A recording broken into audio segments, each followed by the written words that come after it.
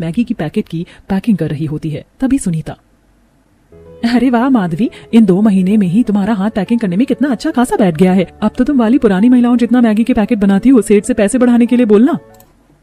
सुनीता की बात को सुनकर माधवी थोड़ा निराश हो जाती है, क्योंकि सेठ मोटा राम उसको मैगी पैकिंग करने के 4000 रुपए ही दे रहा था। थोड़े पैसे में भी माधवी पूरी मेहनत से काम कर रही थी, क्योंकि कहीं ना कहीं उसके मन में उम्मीद लगी थी कि सेठ उसका काम देखकर पगार बढ़ा देगा। 8 बज गए हैं। पैकिंग करते करते टाइम का पता ही नहीं चलता कि जब 8-9 घंटे गुजर जाते हैं। अभी तो घर जाकर खाना पीना भी बनाना पड़ेगा। इतने में मोटा राम आकर के माधवी को पूछता है, माधवी, तूने गिनकर मैगी के 1000 पैकेट की पैकिंग पूरी तो कर लिया ना? जी सेठ जी, मैंने 1000 से ऊपर मैगी के पैकेट बनाए, ये आप गिनती करके देख लीजिए। मोटा राम जी, माधवी ने 1000 नहीं बल्कि आज 2000 पैकेट पूरा किया है। अब ये हम पुरानी लेडीज के बराबर में काम करती है, इसको भी पर पीस पैकेट के हिसाब से पैसे देने चाहिए तुमको। अरे बढ़ा दूंगा पैसे, मैंने कौन सा मना किया है? दिवाली आने वाली है तब बढ़ा दूंगा। वैसे भी इसे लगे अभी महीने 2 महीने ही हुआ है। माधवी सभी औरतों के साथ फैक्ट्री से घर जाने के लिए बाहर निकलती है, जहां बरसात का तूफानी मौसम हो रखा था। आसमान में छाई घटाएं तेज तेज से गरज रही थी। कितना भयंकर बारिश का मौसम बन रखा है माधवी, तुम कैसे घर जाओगी? तुम्हारे पास तो छाता भी नहीं है और तुम्हारा घर फैक्ट्री से सबसे दूर है। अभी तो बारिश शुरू नहीं हुई है, मैं चली जाऊंगी। माधवी जल्दी जल्दी चलते हुए घर की तरफ बढ़ने लगती है। तभी तगड़ा आंधी तूफान उठने के साथ बड़ी जोरों की बरसात होने लगती है, जिससे शोभा को चिंता सताने लगती है। हे भगवान, कितनी तेज तेज की घटाएं चमक रही हैं। बेचारी माधवी बहू बारिश में भीग गई होगी। कितनी बर्फ जैसी बारिश हो रही है, ठंड सी लग रही है। थरथराते हुए थोड़ी देर में माधवी घर पहुंचती है, जहां शोभा अभी तक चौखट ओट पर खड़ी होकर रास्ता देख रही थी। भगवान का लाख लाख शुक्र है बहू तू आ गई। एक तो इतना खराब बारिश का मौसम है, मुझे तेरी बड़ी चिंता लग रही थी। माँ जी मैं ठीक हूँ, बारिश तेज थी ही थोड़ा सा भीग गई हूँ। बहू तू एकदम तरतर गीली हो रखी है। 2 महीने की तनख्वाह उठाकर घर में खर्च कर दिया, पर अपने लिए एक छाता नहीं खरीदा। तूने बरसात का मौसम है, तुझको रोज बाहर काम पर आना जाना करना है। माँ जी आपको तो पता है पिछले महीने ये काम पर बड़ी मुश्किल से 10-15 दिन ही गए थे। सेठ ने उनकी 15 दिन की पगार काट ली थी, उनके पैसे से कमरे का किराया दे दिया और मुझको जो फैक्ट्री से 4000 रुपए मिले थे उसका राशन पानी डलवा दिया। सबका पेट भरवाना छाता खरीदने से ज्यादा जरूरी था, और वैसे भी अब तो थोड़ी दिन की बरसात रह गई है। बाबू अभी तो बरसातें लगी हैं, अभी तो पूरे 2 महीना बारिश रहेगी। तू सबके बारे में सोचती है, सबकी छोटी छोटी जरूरत को पूरा करती है, लेकिन अपने ऊपर 1 रुपए भी खर्च नहीं करती है। इस घर की बहू होकर तू मनोहर के बराबर इस घर को चला रही है। तभी मनोहर भी बारिश में गीला होकर घर चला आता है। उसके हाथों में थैली होती है जिसके अंदर चाउमीन बंधी होती है। माँ माधवी, आप दोनों बाहर क्या कर रही हो? चलो अंदर। हाँ, आज सेठ ने लास्ट में बची थोड़ी चाउमीन पैक करके दे दी तो घर ले आया। तीनों मकान के अंदर आते हैं। कुछ देर में माधवी प्लेट में चाउमीन डालकर लेकर आती है। तभी चिंटू जीभ चटपटाते हुए, हाँ मम्मी ये चाउमीन देखने में कितनी चटपटी सी लग रही है और कितनी मस्त वाली खुशबू आ रही है, मैं तो पेट भर कर खाऊंगा। इतना कहते हुए चिंटू कांटे वाले चम्मच से ढेर सारी चाउमीन लपेट कर खाने लगता है, जिसे देखकर मनीषा पूजा मुंह बनाकर, ओए बुक्का लालची कहीं का, जरा का जरा चाउमीन तो अकेले मत खा जाना, हम दोनों के खाने के लिए भी छोड़ दे, पापा हमारे लिए ही लेकर आए हैं। मम्मी पापा देखो ये पूजा दीदी फिर से मुझको भुक्कड़ बोल रही है। क्योंकि तो है भुक्कड़, जब भी मम्मी मैगी बनाती है तो ज्यादा तू ही अकेले हड़प जाता है और हम दोनों को थोड़ा मिलता है, हप्सी कहीं का। चाउमीन खाने को लेकर तीनों भाई बहन चीना चपटी करने लगते हैं। मनीषा पूजा जल्दी जल्दी सारा चाउमीन खा जाती हैं, जिसके चलते चिंटू को चाउमीन नहीं मिलता तो रोने लगता है। मम्मी पूजा दीदी मनीषा दीदी सारा चाउमीन खाकर खत्म कर दिया, मैंने खाली 1 ही चम्मच खाया था, मुझको और खाना है। चिंटू की चाउमीन खाने की जिद पकड़े देख शोभा हरिराम उसे पुल्हाने लगते हैं। चिंटू बेटा, ये चाउमीन मैगी बच्चों को ज्यादा नहीं खानी चाहिए, इससे पेट में दर्द होता है। अभी मम्मी स्वादिष्ट स्वादिष्ट रोटी सब्जी बनाएगी तो दादी अपने दुलारे पोते को अपने हाथ से खिलाएगी और दादा अपने चिंटू को गोदी में बिठाएंगे। अरे नहीं, मुझको नहीं खाना रोटी सब्जी, वो मुझको चटपटा नहीं लगता है, मुझको मम्मी के हाथ की चटपटी वाली मैगी खानी है। माधवी भाभी ऐसे नहीं मानने वाला, अब तो आपके हाथों की चटपटी मैगी खाकर मानेगा। शीतल ऐसा करो, लाला के यहाँ से 1 पैकेट मैगी ले आओ, हिसाब में लिखवा देना। मैगी का पैकेट लेने के लिए शीतल लाला की दुकान पर आती है। हल्की हल्की बारिश अभी भी बरसना जारी थी, जहां शीतल देखती है कि बनिया की दुकान के बगल में फिंगर चाउमीन मोमोज बेचने वाला रेडी लगाकर खड़ा था और बारिश में उसकी खूब अच्छी बिक्री हो रही थी। ये लीजिए बहन जी, आपका 80 रुपए का फुल चाउमीन पैक कर दिया है, बाकी ये फ्राई मोमोज खाने हैं या पैक करने हैं ये बता दो। भैया मोमोज तो खाने हैं, फटाफट से लगा दो और मीठी वाली मेयोनीज मत डालना, तीखा स्पाइसी बनाना। ठेले वाला लड़की की फरमाइश के हिसाब से गर्मा गर्म मोमोज पर अलग से पैकेट में से मिर्च पाउडर बुरक देता है और डोंगे में तीखी चटनी डालकर खाने के लिए देता है। आपकी मोमोज बहुत टेस्टी और तीखे हैं खाने में। उस लड़की के अलावा ठेले पर और भी लोग भीड़ जमा कर खा रहे होते हैं, जिसे देख शीतल, इस मोमोज फिंगर वाले का ठेला कितना अच्छा खासा जम गया है। बारिश के मौसम में ऐसे ही चटपटी चीज भी तो लोग खूब ज्यादा खाना पसंद करते हैं। शीतल कुछ देर में मैगी का पैकेट खरीद कर घर ले आती है। शीतल, मैगी की पैकेट लाने में इतनी देर कैसे लग गई? दुकान पर भीड़ थी क्या? भाभी, लाला के यहाँ तो भीड़ नहीं थी, लेकिन लाला के बगल में एक नए ठेले वाले ने खोला है और उसके चाउमीन मोमोज बड़े बिक रहे हैं। एक बार में 15-20 लोग खड़े होकर खा रहे थे। खूब अच्छी कमाई हो रही है उसकी तो। भाभी, मैं तो कहती हूँ आप इस मैगी की फैक्ट्री में क्या 3-4 हजार पर काम कर रहे हो, इससे अच्छा आप भी मैगी बनाकर बेचो। आप तो इतना चटपटा मैगी बनाती हो। क्योंकि शीतल के हाथों में चटपटा स्वादिष्ट मैगी बनाने का गुण कूट कूट कर भरा था। शीतल उसे मैगी बनाकर बेचने के लिए कहती है। लेकिन गुजरते टाइम में बहुत ही ज्यादा गरीबी और दुख दर्द था। जब पूरे परिवार को एक टाइम का खाना खाकर पेट काट कर रहना पड़ा था, तब मजबूर होकर माधवी ने बनाने की फैक्ट्री में नौकरी ले ली, जिससे 3 या 4 हजार रुपए का सहारा आने से आज जाकर परिवार 2 टाइम की दाल रोटी ढंग से खा पा रहा था। हालांकि शीतल के मन में भी खुद के मैगी रेस्टोरेंट खोलने की इच्छा थी, लेकिन ये डर भी था कि अगर ये काम नहीं चला तो उसे काम से हाथ धोना पड़ेगा। ऐसे ही समय गुजरता है। फिर एक सुबह, मम्मी मम्मी, आज तो तुम फैक्ट्री से ढेर सारी मैगी लेकर आओगी ना, तो हमको चटपटी मैगी बनाकर खिलाओगी ना? अरे मैं तो भूल गई थी कि आज फैक्ट्री से महीने का हिसाब मिलने का दिन है। ये महीना भी कैसे कैसे कट गया पता ही नहीं चला। अच्छा मैं चलती हूँ, शाम को आकर बढ़िया चटपटी मैगी बनाकर खिलाऊंगी। इतना कहकर गरीब बहू घर से निकल जाती है। पूरा आसमान काले मटमैले बादलों से भरा हुआ था। भयंकर बरसात का मौसम बना हुआ था। तभी बिजली कड़कती है। ये भगवान, कितने जोर से बादल कड़क रहे हैं, जैसे रोड पर गिर जाएगी अभी। बस इस बार सेठ मुझको पगार बढ़ा कर दे दे तो कुछ अच्छा सा बना दूंगी घर पर। फैक्ट्री पहुंचकर गरीब बहू मशीन पर मैगी बनाती। काम खत्म होने पर सेठ सबको तनख्वाह माधवी को दोनों बार के जितने 4 हजार की तनख्वाह मिलती है, जबकि बाकी औरतों को सेठ 8 और 10 हजार रुपए देता है, जिसे देख माधवी का मन मुरझा जाता है। सेठ जी, मुझे ये काम करते 2 महीने से ज्यादा हो गए हैं। आपने कहा था कि जब मैं बाकी सबके बराबर जितना काम देने लग जाऊंगी तो आप मेरी पगार बढ़ा देंगे, लेकिन ये 4 हजार रुपए इतने थोड़े में आज के टाइम में गुजारा नहीं चलता। आप कम से कम मेरी तनख्वाह 7-8 हजार तो दीजिए। ये सुनते ही कंजूस मखीचूस मोटा राम भड़क जाता है। अरे तू तो तनख्वाह बढ़ाने के लिए नहा धोकर पीछे पड़ गई है। अरे 4 हजार काफी है, मैगी ही तो बनाना है, कोई अनाज की बोरी वोरी थोड़े ना उतरवाना है। इतने में जचता है तो कर, वरना छोड़ दे। मोटाराम सेठ माधवी के घर परिवार के खराब हालत के बारे में जानता था, इसलिए उसकी मजबूरी का फायदा उठाते हुए काम छोड़ने की धमकी देता है, क्योंकि वो जानता था कि किसी भी हाल में माधवी काम नहीं छोड़ेगी। चल ये ले तेरे इस महीने की पूरी दिहाड़ी और मैगी के पैकेट मिलेंगे। पूरे महीने कमर तोड़ मेहनत के बावजूद भी मोटाराम 4 हजार रुपए तनख्वाह थमाकर माधवी से पल्ला झाड़ लेता है, लेकिन अपनी थोड़ी पगार में भी बेचारी गरीब बहू सब्र कर जाती है। आज घर जाकर सबके लिए चटपटी सी मैगी बना दूंगी। रोज रोज सादा रोटी सब्जी खाकर माँ जी बाबूजी का भी मन भर गया है। माधवी सब्जी मंडी पहुंचती है, तभी खूब जोर से मूसलाधार बारिश होने लगती है। बाजार में एक साइड सब्जी और दूसरी तरफ खाने पीने वाले ठेले लगाकर खड़े थे, जिनकी बारिश में खूब अच्छी बिक्री हो रही थी। सब्जी लो, ताजी हरी सब्जी ले लो।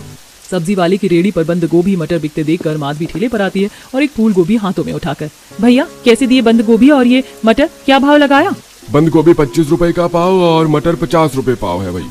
सब्जी का महंगा रेट सुनकर गरीब माधवी के होश उड़ जाते हैं। भैया जी, आप तो बड़ी महंगी सब्जी लगा रहे हो, थोड़ा ठीक ठाक रेट लगा लो।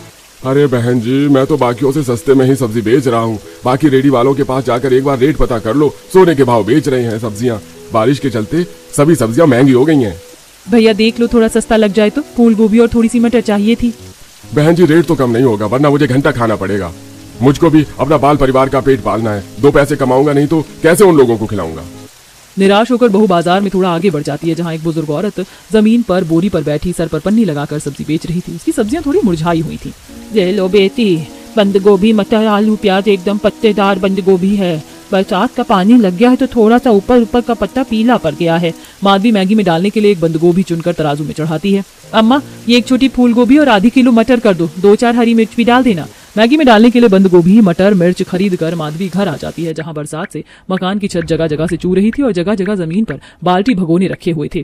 फिर से छत टपकने लगी। माँ जी, बहू छत तो चुएगी, इतनी तगड़ी तूफानी बारिश हुई थी, एकदम पतली चादर हो गई है छत। इसे पक्की करवाना बहुत जरूरी है। इसकी खराब हालत देखकर नहीं लग रहा कि और ज्यादा बारिश झेल पाएगी। माँ जी चिंता मत कीजिए, इस महीने की तनख्वाह मिलेगी तो छत का काम लगा दूंगी। बहू के हाथों में मैगी का सामान देखकर तीनों बच्चे खुश हो जाते हैं। अरे वाह मम्मी, तुम इतनी सारी मैगी की पैकेट लेकर आई हो, मटर गोभी भी। क्या आज तुम्हारे हाथों की चटपटी मैगी खाने को मिलेगी? हाँ, आज मैं सबके लिए चटपटी सी गर्मा गर्म मैगी बनाऊंगी और सब साथ मिलकर खाएंगे। ठीक है मम्मी, तब तक हम बुआ के साथ मिलकर घर से सारा पानी निकाल देंगे, फिर हम सब मजे से बैठकर मैगी खाएंगे। माधवी 2-4 पैकेट मैगी उबालने के लिए चढ़ाकर बारीक बारीक सब्जियां काटने लगती है और पतला पतला प्याज काटकर चूल्हे पर कढ़ाई गर्म करने को चढ़ाती है और तेल गर्म होने के लिए डालती है। इसके बाद कटी हुई हरी मिर्च प्याज डालकर उसे खूब अच्छे से धीमी आंच पर भूनती है और तीनों बच्चे मैगी खाने के लिए बेकरार बेसब्र हुए जा रहे थे। मम्मी मैगी बन गई क्या? जल्दी जल्दी से बना दो। बिटिया, ज्यादा तेज आंच पर मैगी बनाऊंगी तो मैगी जल जाएगी और स्वाद खराब हो जाएगा।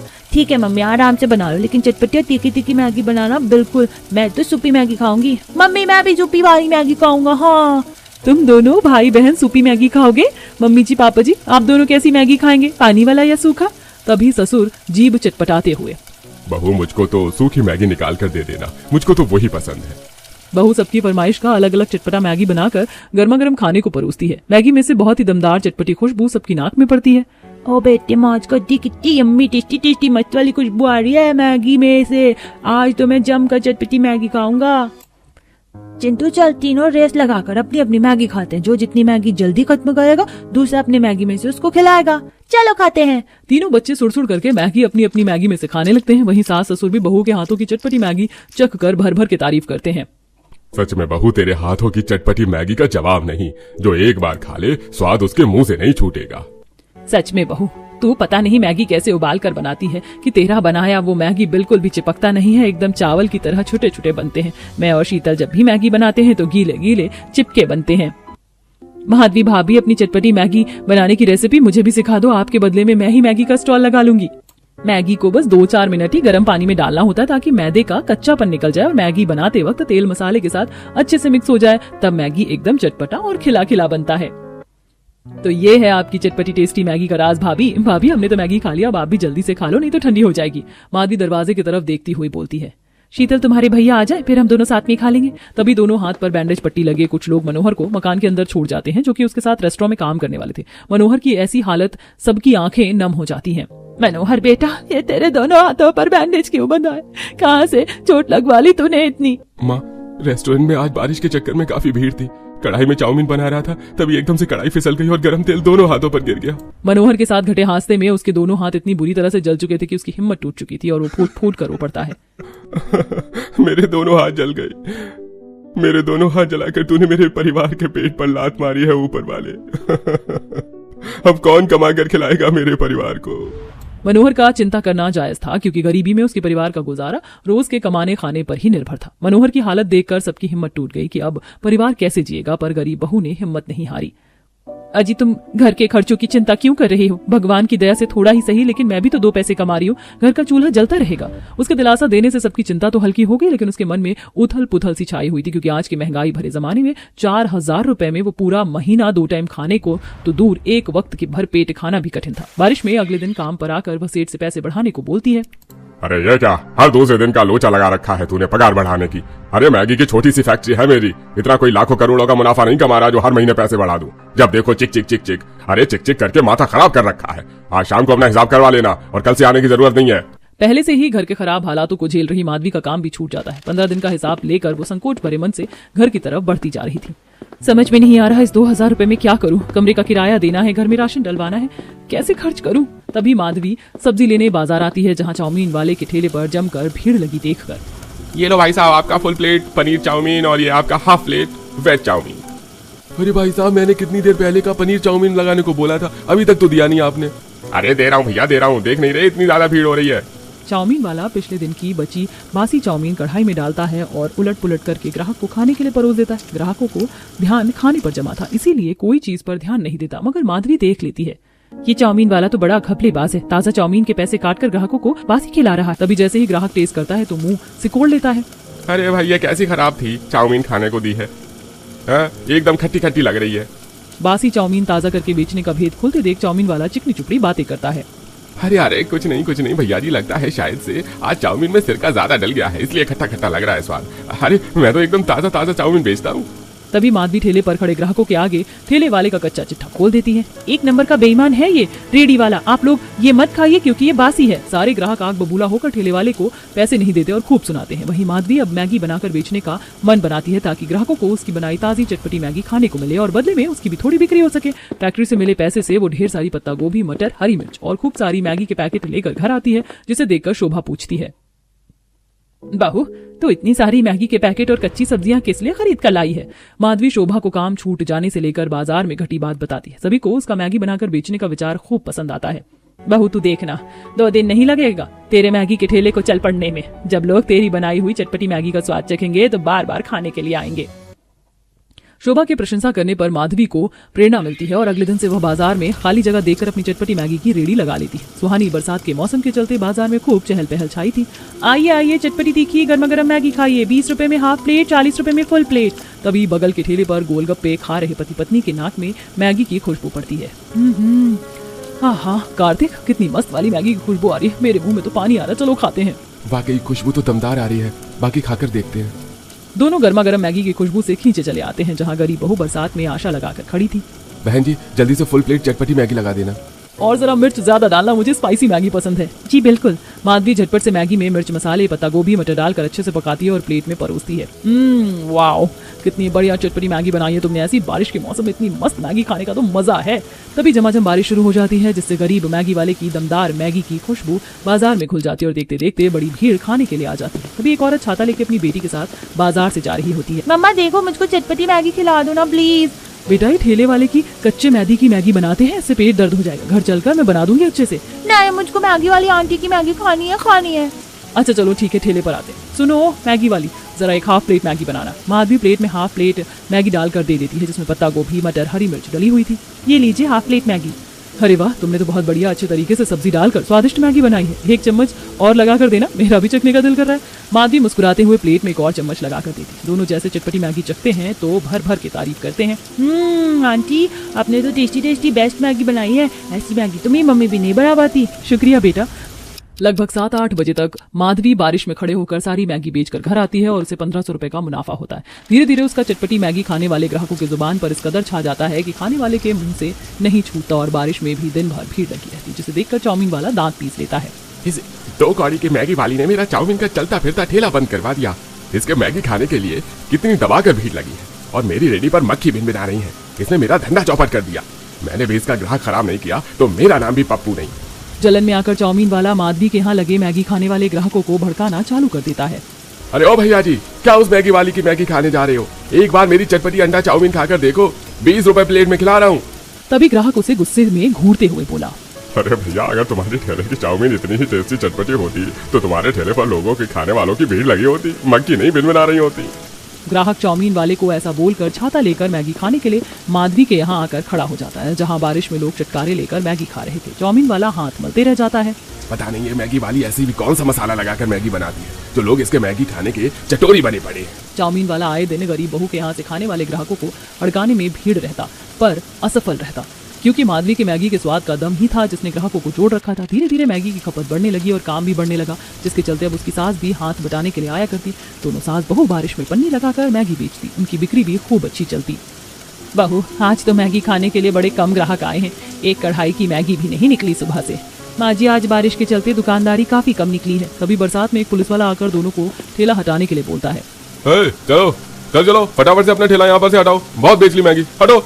दोनों सास बहू के चेहरे पर चिंता छा जाती है।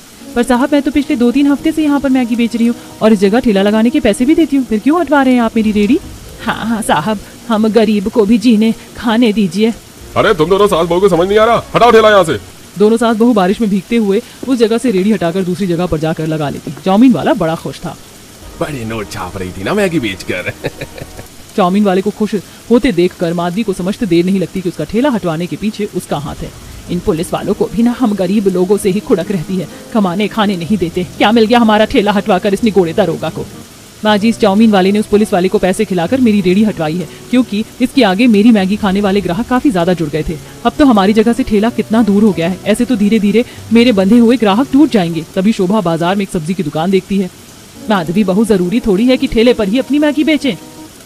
माँ जी, अगर मैं मैगी की रेडी लगाना छोड़ दूंगी तो घर की रोजी रोटी कैसे चलेगी? अभी वो भी काम नहीं कर सकते। बहू, मैं तुझे मैगी बेचने के लिए मना नहीं कर रही। रेडी पर मैगी बेचने से अच्छा किराए पर एक दुकान ले लेते हैं। वैसे भी तेरे ग्राहक ज्यादा लगे हैं, इस बरसात में बिक्री भी खराब नहीं होगी और मैगी के साथ हम चाय भी रखेंगे और मैगी बेचकर रोज का जितना जितना मुनाफा होगा हम साथ के साथ हर रोज दुकान का किराया निकाल देंगे। अपनी सास शोभा की सलाह माधवी को भी ठीक लगती है, जिससे दोनों उस दिन मैगी बेचने के बाद बाजार में खाली दुकान देखकर बात करने लग जाती हैं और थोड़े पैसे एडवांस देकर दुकान ले लेती हैं। अगले 2 दिन के बाद ही माधवी वो कुछ कुर्सी टेबल वगैरह लगाकर साफ सफाई करके चटपटी मैगी का रेस्टोरेंट चालू करती है, जिससे अब बारिश में उसकी चटपटी मैगी खाने वालों की